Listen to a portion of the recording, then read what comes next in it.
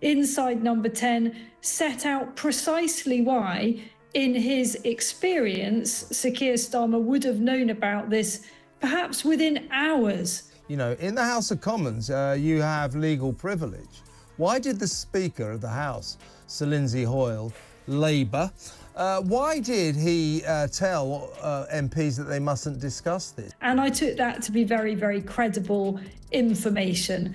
And it was extraordinary at Prime Minister's questions today to see the Speaker, Lindsay Hoyle, effectively shutting MPs down. What's really going on with the Southport trial?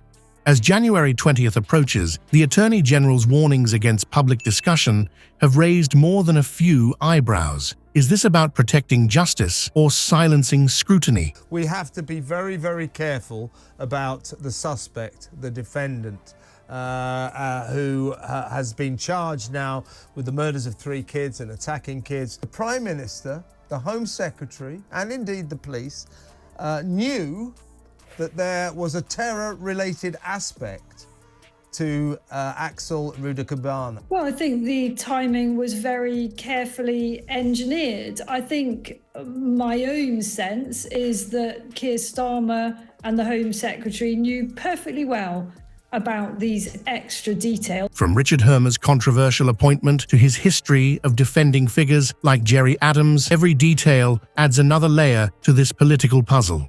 And at the center of it all, Keir Starmer's deafening silence. What doesn't he want us to know? Before we move on, I'd like to ask you a small favor. If you appreciate this content, please take a second to like this video and subscribe to the channel. Over 98% of you watch the videos without subscribing. It costs you nothing, but it makes a huge difference to us. So, did you click the subscribe button? Great. Thank you so much. Now, back to the video. Now let's turn our attention to the curious case of Richard Hermer, a name that's been making waves in political circles. Who is this man, and why should we care? Well, buckle up, because this is where things start to get really interesting. Richard Hermer, a prominent barrister, was recently appointed as Attorney General by none other than Keir Starmer. On the surface, it might seem like a routine appointment, but dig a little deeper, and you'll find a web of connections and controversies that raise some serious eyebrows. Let's start with Hermer's past. The government's own independent reviewer of terrorism legislation, Jonathan Hall Casey, has said repeatedly recently that it is important in incidents of terrorism that the authorities put out more information sooner. All of us in this House have a choice to make, including both candidates to be the next Tory leader. They can either support the police in their difficult task. I think it's very important, first and foremost, that in all cases, including the particularly difficult case that the Speaker mentioned earlier, that the police and prosecutors are able to do their difficult job.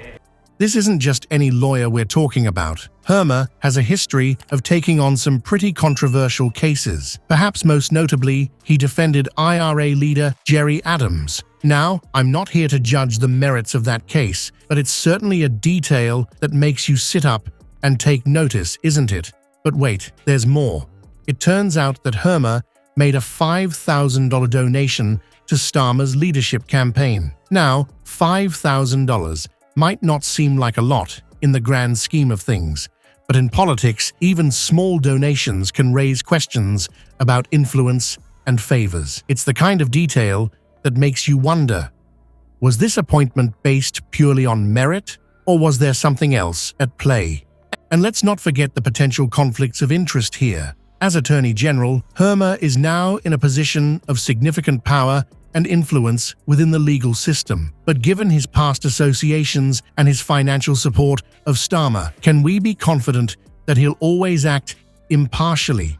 It's a question that's been nagging at many political observers. The timing of Hermer's appointment is also raising eyebrows. With the Southport trial looming on the horizon, set to begin on January 20th, the choice of Attorney General becomes even more crucial. This isn't just any trial we're talking about. It's a case that's captured the nation's attention and could have far-reaching implications. So, why is the Southport trial sparking controversy before it even begins? Well, it all comes back to Hermer and the questions surrounding his appointment. the government's been issuing stern warnings about discussing the case, which only seems to be fueling speculation. It's as if they're trying to keep a lid on something. But what? As the Southport case continues to dominate headlines, there's one voice that's been conspicuously absent from the conversation. Keir Starmer, the man who once championed justice as Director of Public Prosecutions, has gone eerily quiet. It's a silence that's not just deafening, it's downright baffling. Let's rewind for a moment. Starmer built his reputation on being a crusader for justice, a man who wasn't afraid to take on tough cases and speak truth to power. As DPP, he was known for his unwavering commitment to transparency and accountability. He was the guy who'd stand in front of the cameras, explaining complex legal matters to the public, ensuring that justice was not only done, but seen to be done. Fast forward to today, and it's like we're looking at a completely different person. The Southport case is arguably one of the most significant legal battles of our time, with far-reaching implications for the justice system. Yet Starmer's lips are sealed tighter than a drum. It's as if he's forgotten his own playbook. This sudden vow of silence isn't just out of character, it's raising eyebrows across the political spectrum. People are starting to ask, what's changed? Has the weight of leadership turned Starmer from a vocal advocate for justice into a political chess player, more concerned with strategy than transparency? The public reaction has been, to put it mildly, less than favorable. Social media is ablaze with comments from disappointed voters who feel let down by Starmer's apparent about-face. One Twitter user summed it up perfectly. Is this the same Keir Starmer who used to preach about the importance of an open and accountable justice system because I'm having trouble recognizing him? But here's where things get really interesting. Starmer's silence becomes even more curious when you consider his connections to our friend Richard Hermer, the newly appointed Attorney General. Remember how Hermer made that $5,000 donation to Starmer's leadership campaign? Suddenly, Starmer's reluctance to comment on the Southport case takes on a whole new dimension.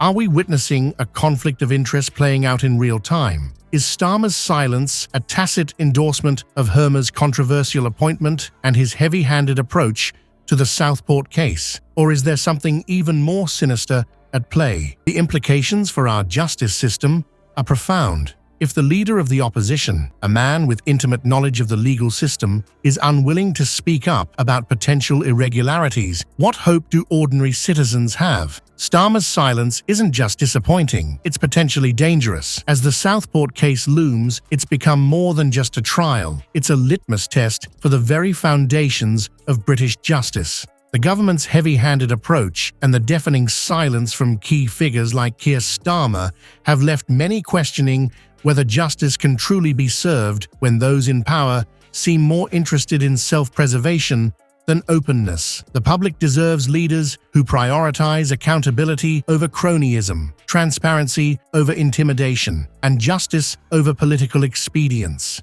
This situation highlights the urgent need for citizens to demand greater transparency and accountability from their leaders.